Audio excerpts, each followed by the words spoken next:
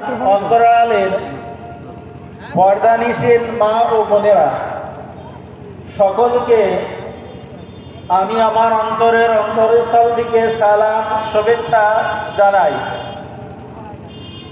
তার পরে পরে শতকোটি দরুদ ও সালাম বর্ষিত হতেই থাকুক, যিনি আমার নবী, আপনার নবী তথা সারা বিশ্বের নবী, যিনি নবীদেরও নবী, সেই নবী পাক সাল্লাল্লাহু আলাইহি সাল্লামের রওজা মুবারকে হাদিয়া স্বরূপ শতকোটি দরুদ সালাম শান্তির ধারা বর্ষিত হতেই থাকুক। সবাই মিলে একবার কি বলি আল্লাহুম্মা আমিন, আল্লাহুম্মা আমিন। মাহতারাম বুজুর্গ দোস্ত, এতে পূর্বেও কথা বলছিলাম, আবারও বলছি যে আমার আপনার নবী জনাবে মুহাম্মদ রাসূলুল্লাহ সাল্লাল্লাহু আলাইহি সাল্লাম, তিনি ছিলেন মহামানব, তিনি ছিলেন সৃষ্টির সেরা মানব। তিনি দুনিয়াতে আসার পরে সারা বিশ্বের মানুষকে কি বার্তা দিয়েছিলেন আর কি বার্তা দিয়ে গিয়েছেন, প্যারা নবী সাল্লাল্লাহু আলাইহি সাল্লাম মক্কার বুকে দাঁড়িয়ে সারা বিশ্বের মানুষের দিকে লক্ষ্য করে তিনি বলেছিলেন, ইয়া আইয়ুহান নাস, হে বিশ্বের মানব, কুলু, তোমরা পড়ে নাও, লা ইলাহা ইল্লাল্লাহ, নেই কোনো মাবুদ আল্লাহ ছাড়া, মুহাম্মদ রাসূলুল্লাহ সাল্লাল্লাহু আলাইহি সাল্লাম তুফলিহুন, তোমরা কামিয়াব হয়ে যাবে, সফলতা পেয়ে যাবে। যারা এই ডাকে সাড়া দিয়েছিল, যারা এই কালমা লা ইলাহা ইল্লাল্লাহ পড়ে নিয়েছিল, তারা ধন্য হয়েছে, তাদের জীবন ধন্য হয়ে গিয়েছে। যারা মানেনি, যারা পড়েনি, তারা নাকামিয়াব হয়েছে, তারা ধ্বংস হয়ে গিয়েছে। মাহতারাম বুজুর্গ দোস্ত, প্যারা নবী সাল্লাল্লাহু আলাইহি সাল্লাম যখন এই কলমার দাওয়াত দিতে শুরু করলেন, আর যারা কলমার বিপক্ষ ছিল তারা চিন্তা ভাবনা করতে লাগলো যে মুহাম্মদ সাল্লাল্লাহু আলাইহি সাল্লাম যে বার্তা মানুষের সম্মুখে দিচ্ছে, মানুষের দ্বারে দ্বারে দিচ্ছে, এই বার্তা যদি দিতেই থাকে তাহলে আমরা তো নাকাম হয়ে যাব, আমাদেরকে আর কেউ মানবে না, আমাদেরকে কেউ নেতা বলে মেনে নেবে না।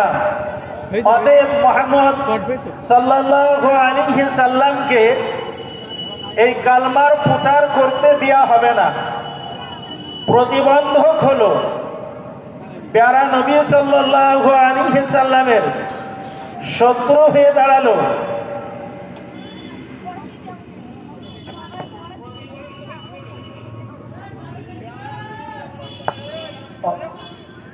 ভালো আছি ভাই, একটা আজ জালসাতে আছি ভাই। আজ তো যখন প্রতিবন্ধক হলো প্যারা নবী সাল্লাল্লাহু আলাইহি সাল্লামকে, আবু লাহাব, আবু জেহেল ডাক দিল, দেওয়ার পরে বলেন, হে মুহাম্মদ সাল্লাল্লাহু আলাইহি সাল্লাম, আমরা উভয় পক্ষ একটা পরামর্শ করা যাক, একটা যুক্তির ভিতরে আসা যাক। কি যুক্তি? আবু লাহাব, আবু জেহেল বলল, আমরাও তোমার ধর্ম পালন করব, তোমরাও আমাদের ধর্ম পালন করবে, তুমি আমাদের ধর্মের বিরোধিতা করবে না। একথা বলার সঙ্গে সঙ্গে আল্লাহ রাব্বুল আলামিন জানিয়ে দিলেন, হে মুহাম্মদ তুমি বলে দাও, লাকুম দীনুকুম ওয়ালিয়া দীন, তোমার ধর্ম তোমার কাছে, আমার ধর্ম আমার কাছে, তুমি তোমার মতো করো, আর আমার যে বার্তা এসছে আমি আমার মতো করতে থাকি, তোমাদের সঙ্গে এই বিষয়ে আমার কোনো আপোষ নাই। এই কথা বলাতে তারা প্যারা নবী সাল্লাল্লাহু আলাইহি সাল্লামের শত্রু হয়ে গেল, প্যারা নবীর দুশমন হয়ে গেল। প্যারা নবীকে আর মক্কার বুকে থাকতে দেয়া হবে না, এই ষড়যন্ত্র করতে শুরু করলো। কিন্তু আমরা একবারও ভাবিনি যে আমার আপনার নবী জনাবে মুহাম্মদ রাসূলুল্লাহ সাল্লাল্লাহু আলাইহি সাল্লামের কোনো অপরাধ ছিল না, কোনো দোষ ছিল না। ওনার খালি একটাই কথা যে তোমরা তোমাদের মতো করো ধর্ম, আমি আমার মতো করি, আমার উপরে যেভাবে আদেশ আসে আমি সেভাবেই করব, তোমাদের সঙ্গে আপোষ করব না। প্যারা নবী সাল্লাল্লাহু আলাইহি সাল্লামের এমন শত্রু হয়ে দাঁড়ালো, এমন শত্রু হয়ে দাঁড়ালো যে কলমা প্রচার করা তো দূরের কথা, মক্কার বুকে থাকা পর্যন্ত ওনার অসাধ্য হয়ে গেল। মক্কার বুকে থাকতে দেবে না, বেঈমানরা উঠে বেড়ে দেখেছিল। প্যারা নবী সাল্লাল্লাহু আলাইহি সাল্লামের কাছে আদেশ এসে গেল আল্লাহর তরফ থেকে, হে মুহাম্মদ তোমাকে এই জন্মভূমি ত্যাগ করতে হবে, মক্কা ছেড়ে তোমাকে মদিনায় যেতে হবে, এই হিজরত তোমাকে করতে হবে। এ কথা বলাতে প্যারা নবী সাল্লাল্লাহু আলাইহি সাল্লাম উনি মক্কা ছেড়ে মদিনায় চলে গেলেন। যখন চলে যাচ্ছেন, চলে যাবেন,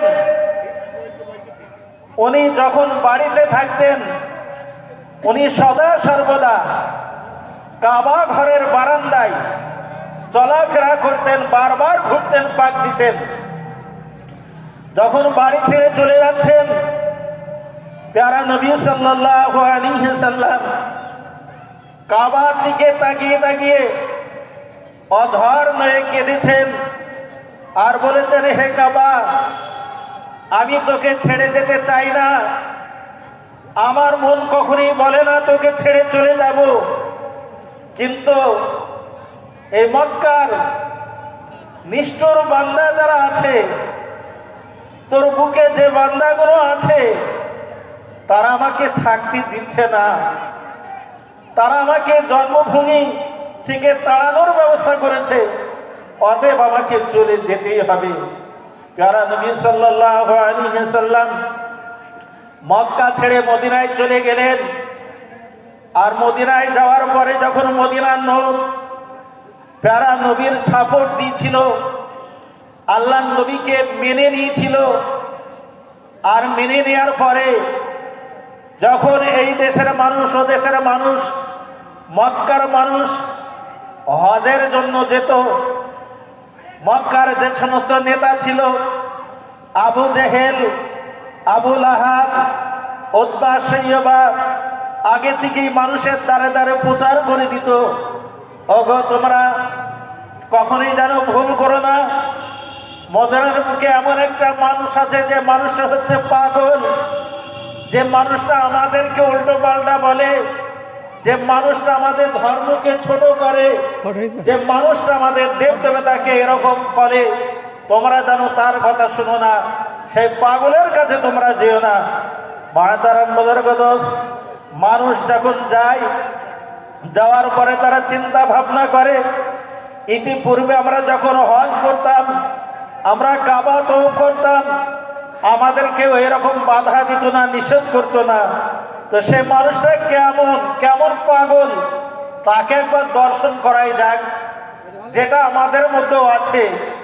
আমরা অনেক মানুষ আমাদের গ্রামগঞ্জে যদি একটা পাগল আসে বা কোনো একটা নোংরা পোশাক পরা মানুষ আমাদের গ্রামে ঢোকে, আমাদের ছেলেপেলেরা, আমরা অনেক বয়স্ক মানুষও তাকে দেখার জন্য, তাকে নাড়ার জন্য ভিড় জমি, তো তারাও এই সিদ্ধান্ত নিল যে মানুষটাকে দেখতে নিষেধ করছে, যে মানুষটার কথা শুনতে মানা করছে, চলো একবার দেখি আসি সে লোকটা কেমন।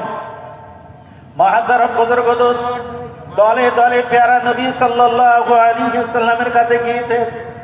যাওয়ার পরে আল্লাহ নবীর চেহারা দেখে, আল্লাহ নবীর রূপ দেখে তারা পাগল। এত সুন্দর মানুষ, এত ভালো মনের মানুষ, এত চেহারাবান মানুষ পাগল হয় কি করে? এটা কি করে সম্ভব? আল্লাহ নবীর সঙ্গে তারা কথা বলেছেন। কথা বলার পরে তারা জানতে পেরেছে যে মানুষের মধ্যে এত সুন্দর সুন্দর কথা, যে মানুষের এত সুন্দর ব্যবহার, যে মানুষের এত সুন্দর চেহারা, আর সেই মানুষটার সঙ্গ নিতে এরা মানা কেন হচ্ছে? নিশ্চয়ই কোনো কারণ আছে। আল্লাহ নবীর সঙ্গে কথা বলার পরে তারা সবাই দলে দলে আল্লাহ নবীর হাতে হাত দিয়ে কালমা তাইয়্যিবা লা ইলাহা ইল্লাল্লাহ মুহাম্মাদুর রাসূলুল্লাহ সাল্লাল্লাহু আলাইহি ওয়াসাল্লাম পড়ে নিয়েছেন। সুবহানাল্লাহ। মহাতারাম বুজুর্গ দোস্ত, তাই নাই, আমার আপনার নবী সুদের বিপক্ষে বলেছেন, আমার আপনার নবী জিনার বিপক্ষে বলেছেন, আমার আপনার নবী ঘুষের বিপক্ষে বলেছেন, আমার আপনার নবী আপনার হক নষ্ট করার বিপক্ষে বলেছেন। এসব বার্তা আল্লাহ নবী মানুষকে দিয়েছেন, মানুষের কাছে পৌঁছে দিয়েছেন। আর এই কথা বলাতে এমন কি আল্লাহ নবী সাল্লাল্লাহু আলাইহি ওয়াসাল্লাম তিনি বলেছেন আমার উম্মতের মধ্যে সবাই জান্নাতে যাবে, কিন্তু এক শ্রেণীর লোক আছে তারা জান্নাতে যাবে না। তাদের মধ্যে হচ্ছে ওরাই যারা জাদুকার, তারা কখনোই জান্নাতে যাবে না।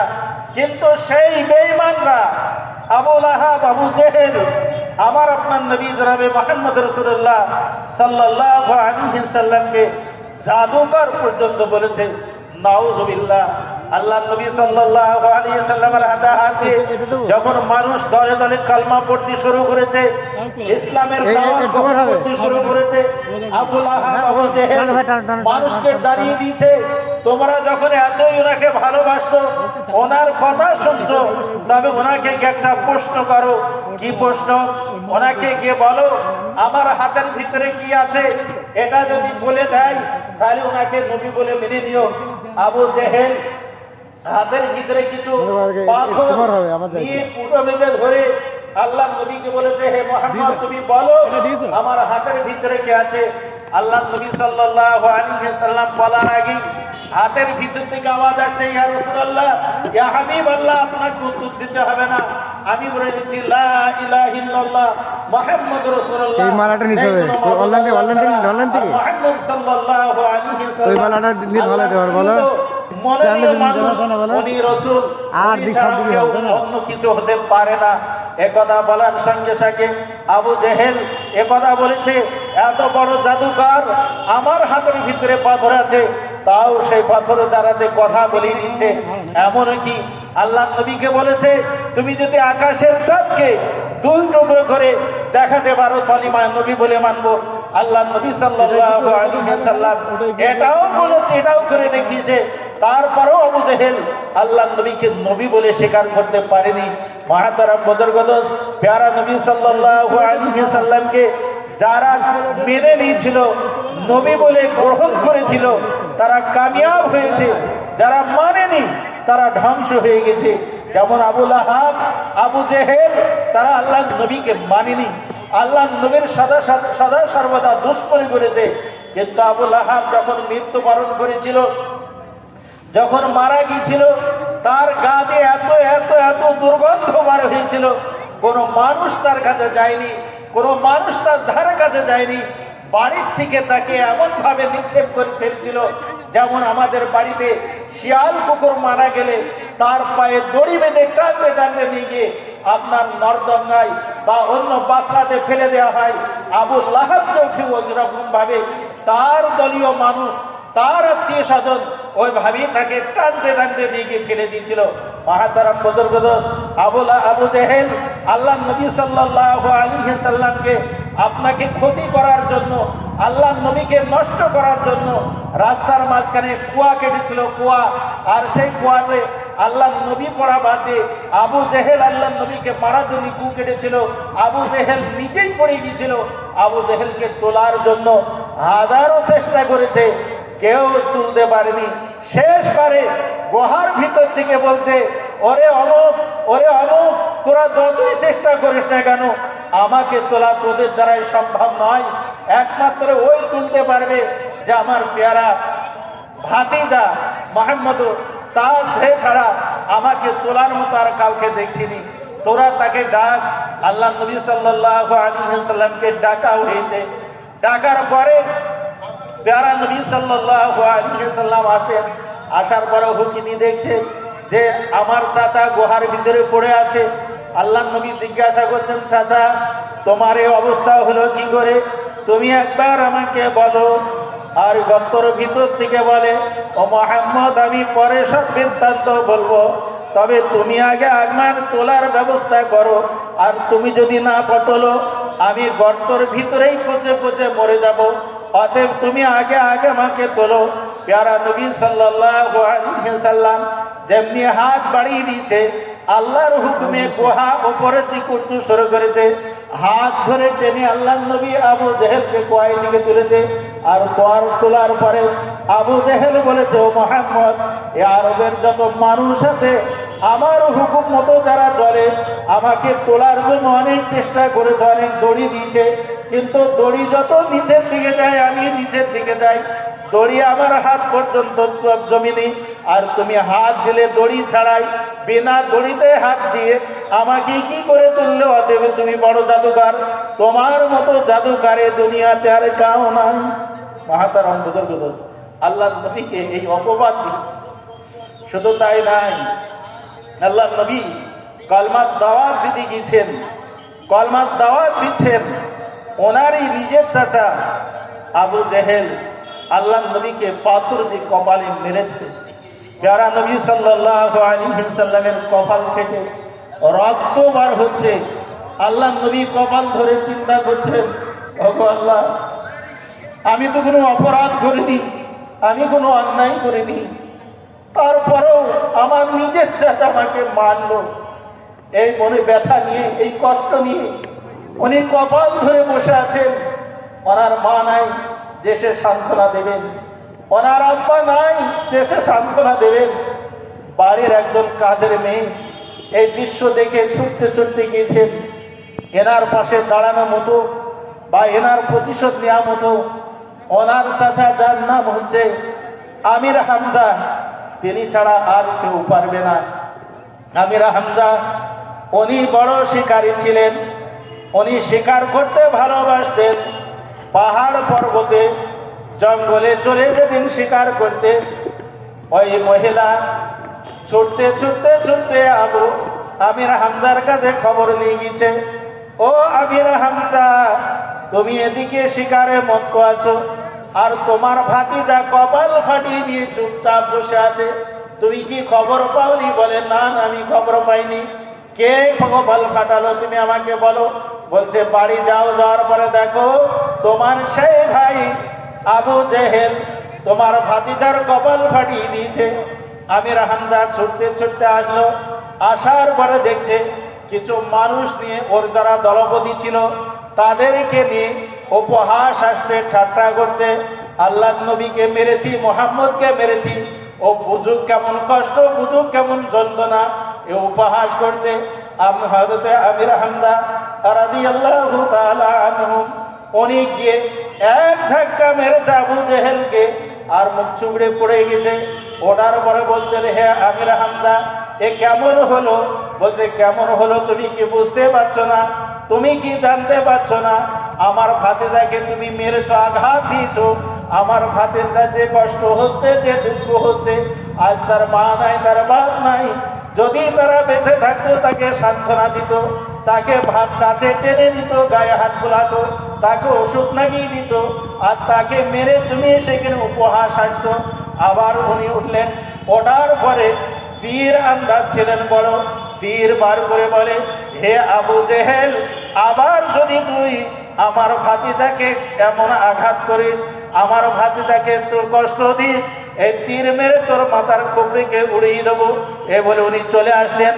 আসার পরে পেয়ারা নবী সাল্লাল্লাহু আলাইহি ওয়াসাল্লামকে জড়িয়ে ধরলেন, আর ধরার পরে বলেন, ও ভাতিজা, তুমি বলো বলো তোমার আঘাত পেয়ে গিয়েছে, তুমি আর কষ্ট করো না, আমি তার প্রতিশোধ নিয়েছি, আমি তার প্রতিশোধ নিয়ে আসছি। আমার আপনার নবী জনাবে মুহাম্মদ রাসূলুল্লাহ সাল্লাল্লাহু আলাইহি ওয়াসাল্লাম বলেন, ও আমার চাচা যান, ও আমার চাচা যান, বলো বলো তুমি কি বদলা নিলে? বলছেন, ওগো আমার ভাতিজা, আমি তাকে মারপিট করেছি, আমি তাকে ধাক্কা দিয়ে ফেলে দিয়েছি, এমনও কি তার মাথার উপর দিয়ে আমি তীর চালিয়েছি, আর বলেছি পুনরায় যদি আমার ভাতিজাকে তুই কষ্ট দিস, তোকে দুনিয়ায় থেকে বিদায় করে দেবো। আমার আপনার নবী জনাবে মুহাম্মদ রাসূলুল্লাহ সাল্লাল্লাহু আলাইহি ওয়াসাল্লাম তিনি বলেছেন, চাচা যান, এতে তুমি খুশি হতে পারো, কিন্তু আমি খুশি নয়। এতে মেরেছো, আঘাত করেছো, আঘাত করার পরে তুমি এসে বলছো বদলা নিয়েছো, এই আঘাত করাকে তুমি খুশি হতে পারো, তোমার মনে শান্তি পেতে পারে, তুমি আনন্দিত হতে পারো, কিন্তু এটা আমি খুশি নাই। আমির হামজা বলেন, ওগো আমার ভাতিজা, খালি কিসে তুমি খুশি বলো? বলেন, ওগো আমার চাচা যান, তুমি যদি একবার এই কালেমা পড়ে লা ইলাহা ইল্লাল্লাহু মুহাম্মাদুর রাসূলুল্লাহ এই কলমা পড়ে আমার এই কত জায়গাগুলোকে তুমি ফু দিয়ে দাও, হাত বুলিয়ে দাও, আমি বেশক থেকে বেশি খুশি হব।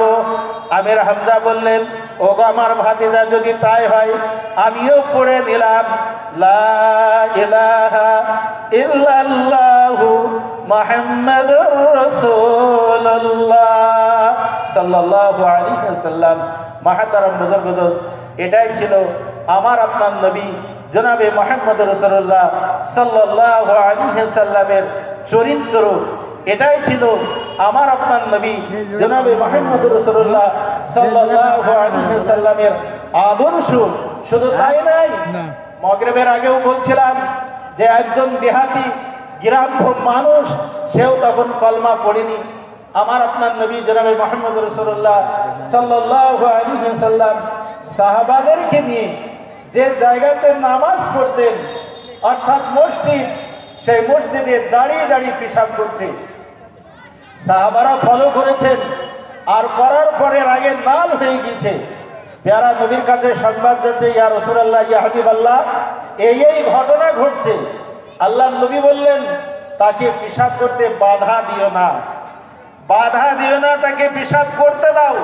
বলে, ইয়া রাসূলুল্লাহ, সেখানে আমরা নামাজ পড়ি, আল্লাহর ইবাদত করি, আল্লাহর ঘর। বলে, হোক, তাকে পেশাব করতে দাও। কেন?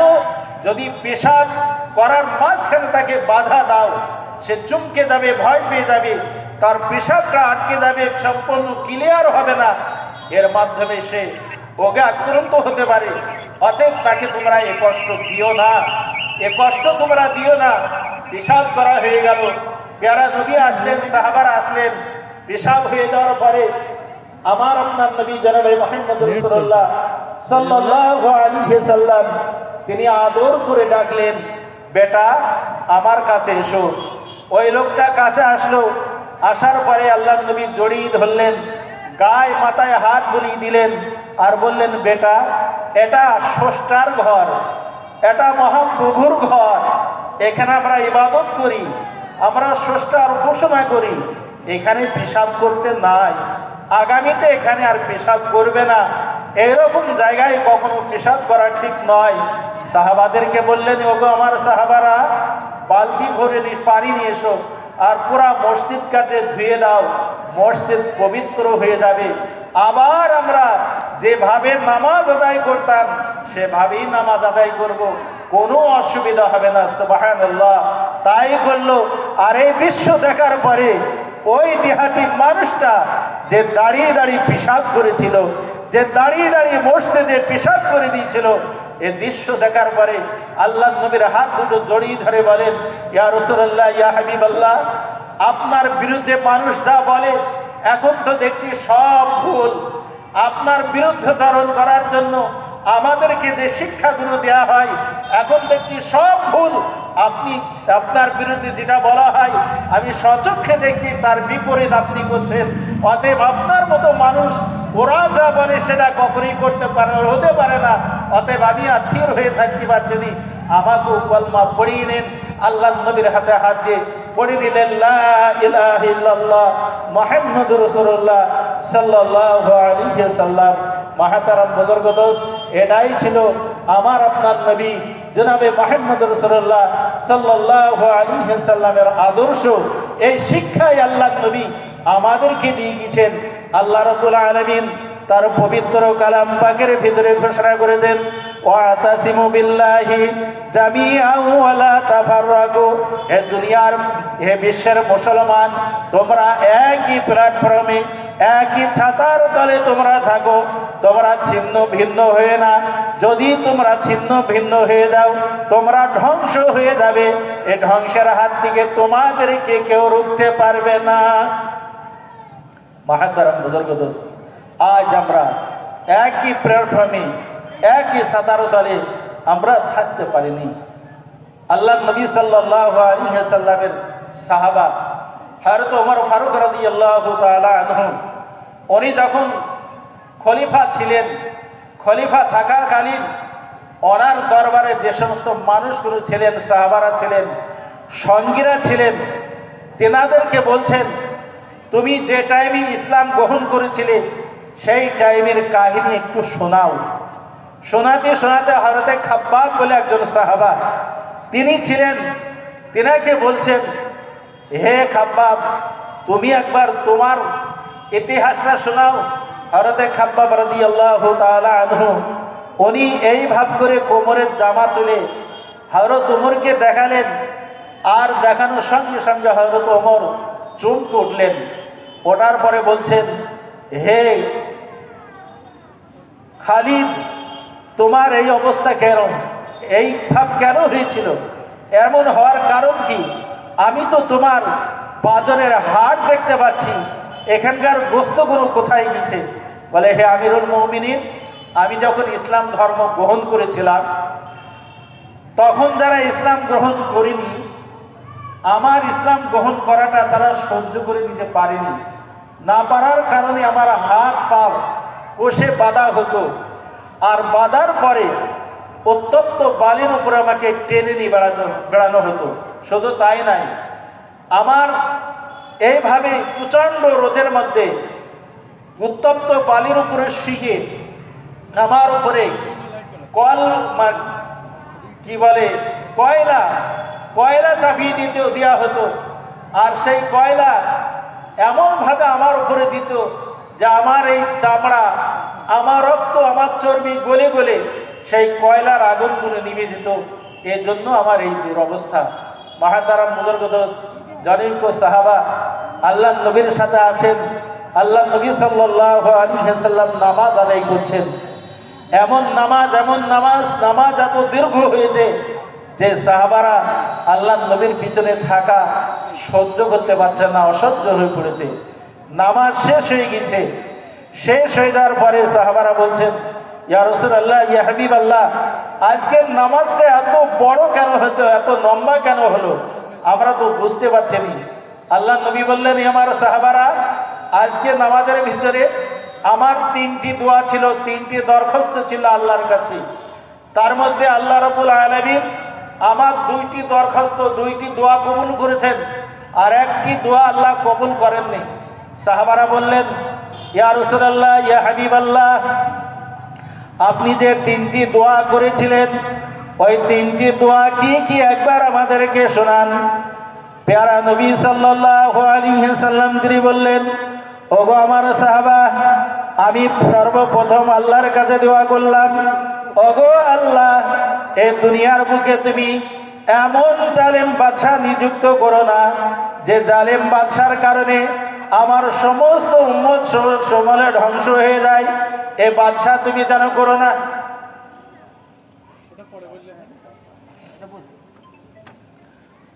রাস্তাতে একটা চাবি পাওয়া গেছে, আমাদের মাইক ম্যানের কাছে আছে, চাবিটা দাঁড়িয়ে হোক নিয়ে যাবেন। তো যে প্রথম দোয়া ছিল এটাই যে পৃথিবীর বুকে এমন যেন জালিম বাদশাহ নিযুক্ত না হয়, যে জালিম বাদশার অত্যাচারে আমার উম্মতরা সমলে সব একসঙ্গে ধ্বংস হয়ে যায়। একই সময়, একই মুহূর্তে, একই টাইমে এমন দুর্ভিক্ষ যেন না আসে যে দুর্ভিক্ষর কারণে আমার উম্মতরা সমরে ধ্বংস হয়ে যায়। আর এই দুইটি দোয়া আল্লাহ রাব্বুল আলামিন কবুল করেছেন। আর তৃতীয় দোয়া এটাই ছিল, ওগো আল্লাহ, আমার উম্মতরা যেন আপোষের মধ্যে ফিতনা না করে, ফাসাদ না করে, মারামারি না করে, গন্ডগোল না করে। এই দোয়াটা আল্লাহ রাব্বুল আলামিন কবুল করেননি।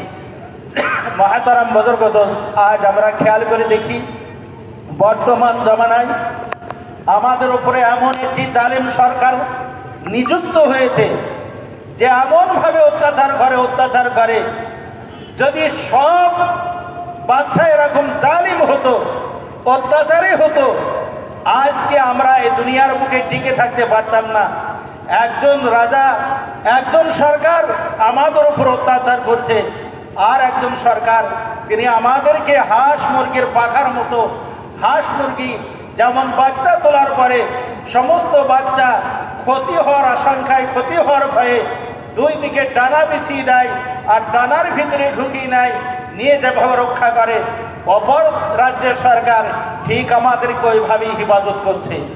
দ্বিতীয়, আল্লাহ যখন দুর্ভিক্ষ দেয়, দেখা যায় বন্যা দেয়, খরা দেয়, এমন কোনো জায়গা দিয়ে হয়ে যায় তাদের খাবার থাকে না, তাদের পানি থাকে না, সব শেষ হয়ে যায়। আবার অন্য জায়গায় কি তাদের কাছে যায় যে তারা সেই সব ভক্ষণ করে খেয়ে তারা বেঁচে থাকে। একই সঙ্গে সমস্ত পৃথিবীর বুকে এমন খরা, এমন আপনার আযাব গজব আল্লাহ রাব্বুল আলামিন দেয় না। আর বর্তমান জমানায় যে দোয়াটা কবুল করেনি, আমরা খেয়াল করে দেখি, আমরা সবাই একই কোরআন মানি, আমরা সবাই একই নামাজ আদায় করি, আমরা সবাই নামাজে সর্বপ্রথম সবাই একই সূরা ফাতিহা পড়ি, সব করি, তারপরও আমাদের ভিতরে মিল নাই, আমাদের ভিতরে এক নাই, আমাদের ভিতরে মহব্বত নাই, আমাদের ভিতরে হিংসা, আমাদের ভিতরে হানাহানি, আমাদের ভিতরে মারামারি, আমাদের ভিতরে গন্ডগোল, সব বিষয় ফিতনা নিয়ে আমরা জারিত। সেজন্য মহতারাম বুজুর্গ দোস্ত, আল্লাহ রাব্বুল আলামিন তিনি জারি দিয়েছেন, হে পৃথিবীর মানুষ, তোমরা সবাই একই ছাতার তলে থাকো, তোমরা ছিন্ন ভিন্ন হও না। যদি ছিন্ন ভিন্ন হও তোমরা ধ্বংস হয়ে যাবে, ধ্বংসের হাত থেকে তোমরা কেউ নাজাত পাবে না। তাই আমি প্রত্যেকটা মানুষের কাছে আবেদন রাখি যে আমরা প্রত্যেকেই ঈমানওয়ালা মুমিন, আমরা একই নবীর উম্মত। আল্লাহর আদেশ 5 ওয়াক্ত নামাজ পাবন্দির সঙ্গে আদায় করা। আমরা প্রত্যেকেই 5 ওয়াক্ত নামাজ আঁকড়ে ধরবো, পড়বো, আল্লাহ নবীর আদর্শকে মেনে আল্লাহ নবীর মত এবং পথের উপরে চলবো। আল্লাহ আমাদের প্রত্যেককে মানার তৌফিক দান করুক, আমিন। ওয়া আখির দাওয়ানা আলহামদুলিল্লাহি রাব্বিল আলামিন। আযানের সময় হতে আর মাত্র 3 মিনিট বাকি আছে, সেই জন্য আমরা প্রত্যেকেই যাদের ওযু নেই আমরা ওযু করি এবং মসজিদে যাই। 3 মিনিট পরেই ফজরের আযান হবে। তারপর আমাদের প্রোগ্রাম এশা নামাজের পর থেকে পুরাপুরি ভাবে চলবে ইনশাআল্লাহ।